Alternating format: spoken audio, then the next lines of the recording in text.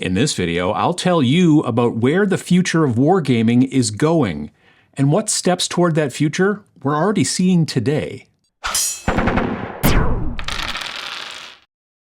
Making games is hard, especially miniatures wargames.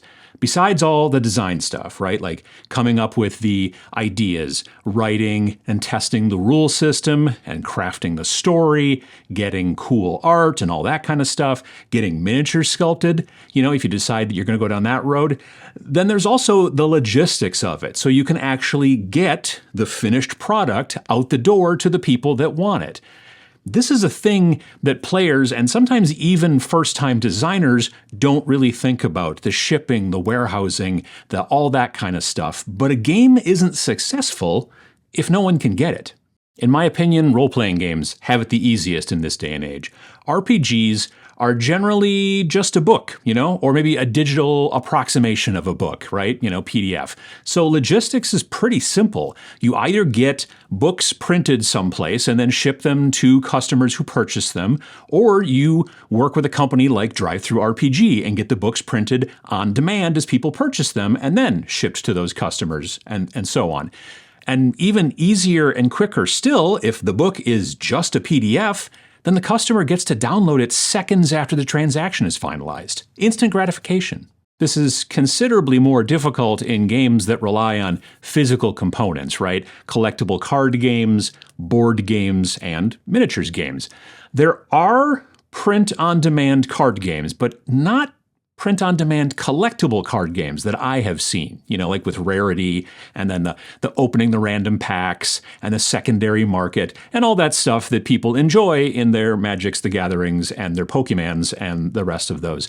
The print-on-demand board games, they're also out there too, but they're certainly kind of limited in scope to what the print-on-demand manufacturer has available for tokens and pieces and things like that, and they can also be kind of expensive. But what about miniatures wargames? Well, the books that hold the rules for these games can be printed just like role-playing game books for the most part, so that's not so bad. They can also be print on demand and or PDF files, right? That's how Vince Venturella and I produce our miniatures games for Snarling Badger Studios. We use a service called Wargame Vault, which is a subsidiary of DriveThruRPG. Basically the same stuff. We make our games in a miniature agnostic style, meaning that you can use whatever miniatures you want, so we don't have to worry about miniatures. Miniatures can be their own hassle, to be sure. There's so much that goes into producing them. For a peek into this process, go check out Goobertown Hobbies' excellent new recent video about how miniatures are manufactured. Pachow. Just to kind of get a glimpse at how our little toy soldiers get made. From concept art, to sculpting, to testing, to sprue layout, to manufacturing and shipping and all that kind of stuff, there's an incredible amount of work that goes into making miniatures, which many people just don't realize. Now, yes, I can hear you, but what about 3D printing, you say? Unless you've been living under a rock, you've probably heard of 3D printing. 3D printing miniatures from digital STL files is kind of like printing rulebook pages on your paper printer at home from your PDF files, right? You get a very quick download of a file, and then you manifest the digital information into a physical object, a printed rulebook in a 3-ring binder, for example, or, a cool piece of terrain or an interesting miniature for you to paint. Near instant gratification. These STL files are generally designed and sold by people who are, good at digital sculpting. You find them at places like My Mini Factory and others. Some sculptors use platforms like Patreon to make money from their, digital output. These folks are rarely ever game designers, though. They're generally just making models, sometimes with a specific game in mind, like Warhammer or Dungeons & Dragons, but frequently not. Frequently, they just make cool models that you can use in whatever wargame you'd like, especially miniatures agnostic games. There's a bit of an issue, however. Most companies that make wargames don't make too many STL files for you to print. Now, sure, there are some that produce a game like with manufactured miniatures, and they maybe sell some STLs for specific terrain and such, but most of the game companies out there, especially the biggest one, seem to kind of avoid the 3D printing space completely. They make the majority of their money on selling you plastic and already have the logistics set up to produce and ship that plastic or resin or metal around the world. The problem is small wargames companies or new wargames companies, which are generally kind of small as well, can't really get the same logistics thing set up as easily. It's expensive to get started, and small companies and new companies don't have that kind of coin. But because of the internet and technology, specifically 3D printer technology, we're starting to see a new kind of war game emerging, one where the company that's making the rules is the same one that's making the STLs for printing. To be honest, it's actually been happening kind of quietly for a while now. I suspect you've probably heard of one-page rules. They started years ago as a single game designer making a simpler version of the Warhammer 40,000 rules, and it all fit on one page, hence the name. Through the years, they've developed multiple games, all available online as PDFs that you could purchase for cheap and use whatever models you wanted to play, true miniature agnostic. Then, they started selling STL files for people who wanted to print miniatures to play their games if they didn't have miniatures already or if they wanted to find something different, right? You could still use whatever models that you want, but they wanted to offer you options. Not everyone has a 3D printer, though, or maybe even a friend who has a 3D printer. So, over the years, as they've grown, One Page Rules has been working to find ways to produce physical miniatures for people who don't have access to 3D printing. Now, the plastic miniatures on sprues that we're used to from big names, like Games Workshop and stuff like that, are incredibly expensive to make. The steel molds, they go like this, for those things can cost anywhere from $5,000 to $10,000 to $50,000 alone. But there are other cheaper options out there like COCast and PVC and even print-on-demand 3D printing. And you're seeing more small companies heading in this direction. Look at the Trench Crusade Kickstarter that made $3.3 million recently. I made a video about it. Pachow, shortly after the Kickstarter ended a few weeks back. Now, the late pledge manager is available until mid-December, so if you missed the Kickstarter and you're sad about it, you can still get in on it. Just go to their website and you'll be able to find it there. Just type Trench Crusade into Google and you'll figure it out. That said, they're producing all of their models for their game, for 6 different factions as it turns out, all as STL files for people to 3D print, so the Kickstarter backers will get them shortly right after the new year. However, they're also selling them as pre-printed minis as well. Print-on-demand for 3D printing is a relatively new option for wargamers, but you're seeing companies crop up like Only Games in the UK and other smaller ones that honestly I don't know of really yet.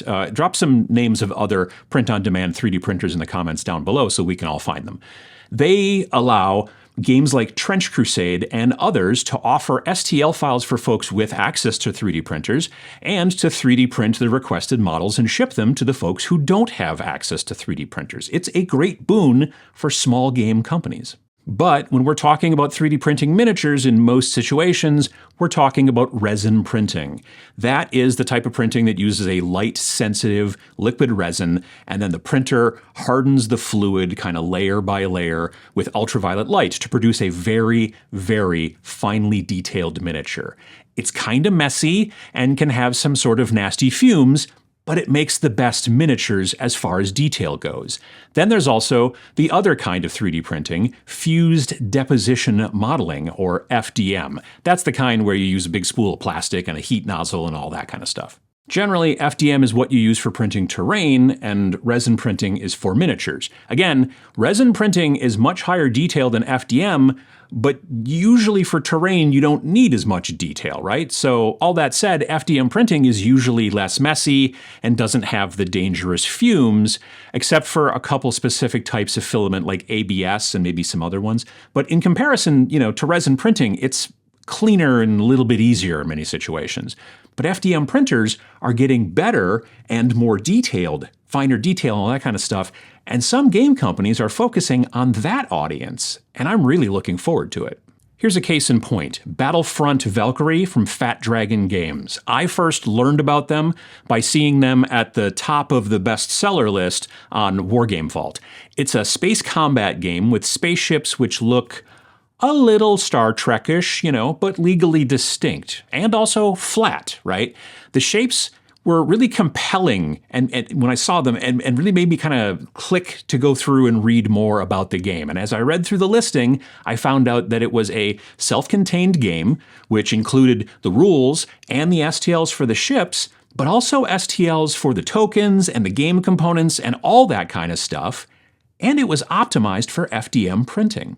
I was intrigued as I actually have a Bamboo Lab A1 FDM printer and have been using it for printing terrain a lot lately.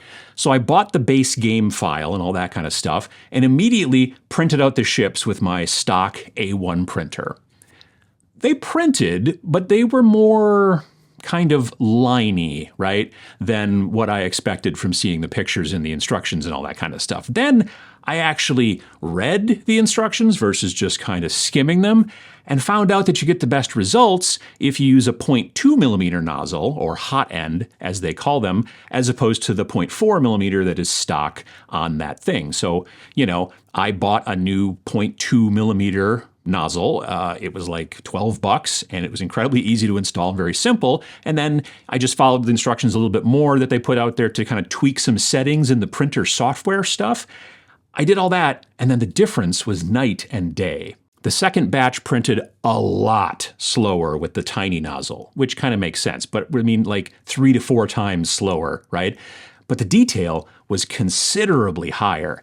I really looked forward to painting them once they were done. So I primed them up with my airbrush and then painted them with my Army Painter air paints to approximate the look that they had on the ones that they showed in the instructions and in the thumbnail for the, the cover of the game and all that kind of stuff. You could, of course, paint them however you'd like, but I was originally kind of drawn to the look of the models on the cover, so that's what I went with.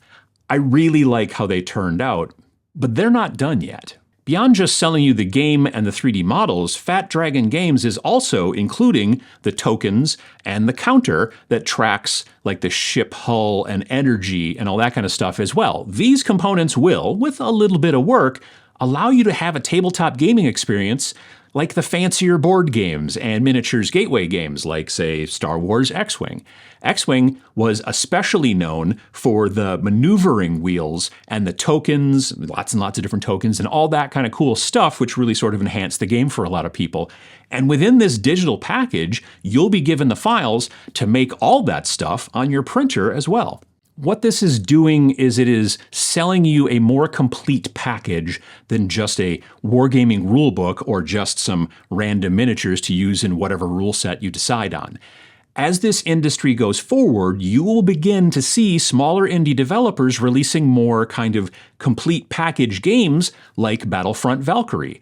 And since October, which is when this game was first released, they've launched 2 more expansions. One's got like new ships and stuff like that, and the other one's got some cool terrain. They're like ruined bits of a space station, and there's new scenarios as well. And eventually, they might even be able to sell print-on-demand 3D printed versions of their game as well for folks without access to a 3D printer. This concept of these kind of complete package games is very interesting to me, especially as an indie game publisher myself, right?